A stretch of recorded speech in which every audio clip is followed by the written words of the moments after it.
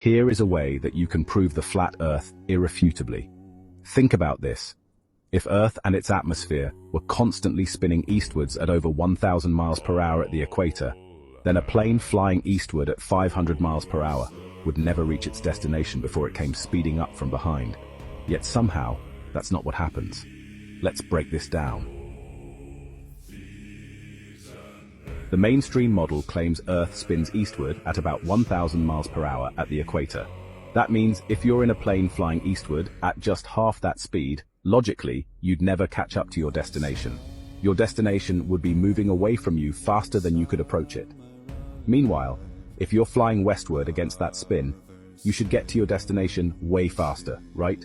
3 times faster, to be exact. But that's not what happens at all. The reality? Flight times between eastbound and westbound destinations differ by only a few minutes, not the massive time difference that a spinning globe would predict. So what's going on here? Why don't we see these huge differences in flight times?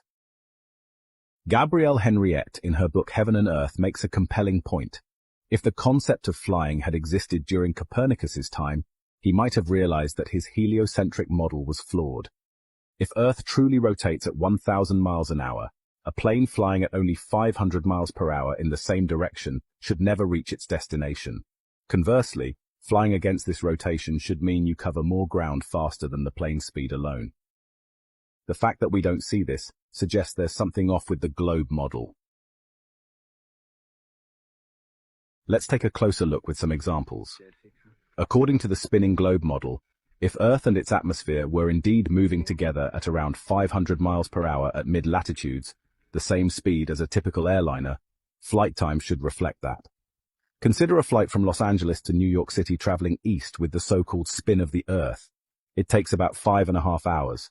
So, heading back west, you'd expect it to take roughly half that time, about 2 3/4 hours.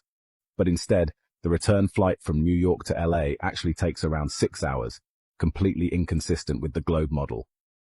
Similarly, flights from Tokyo to Los Angeles heading east with the spin take about 10.5 hours.